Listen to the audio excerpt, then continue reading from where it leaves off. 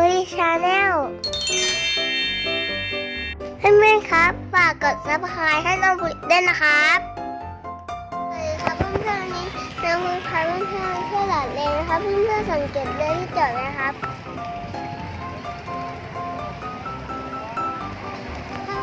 เพื่อนๆครับแล้วก็มันจะสังเกตดินที่มันมาจากตรงน้ำทะเล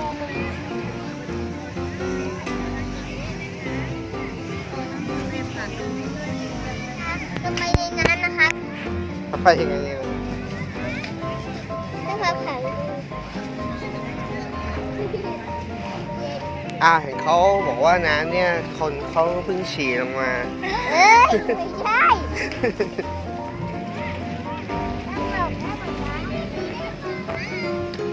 น้ำมันต้องมาจากขยะแน่ๆเลยในน้ำดินนะ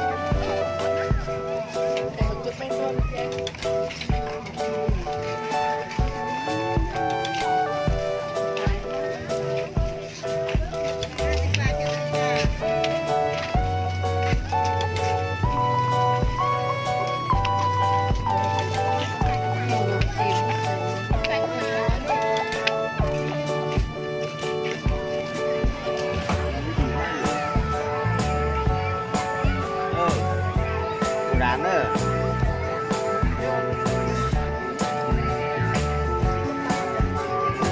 กินเบียร์แล้วนะ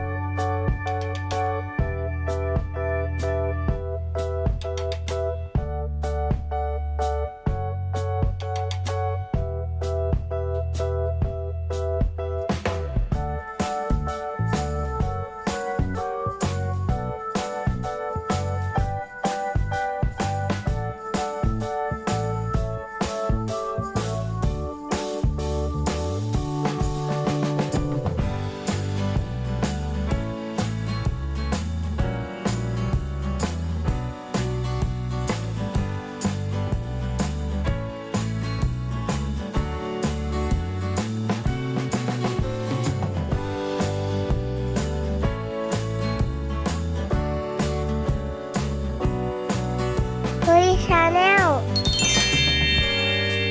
เพื่อนๆครับฝากกดซับสไครต์ให้น้องบุญด้วยนะครับ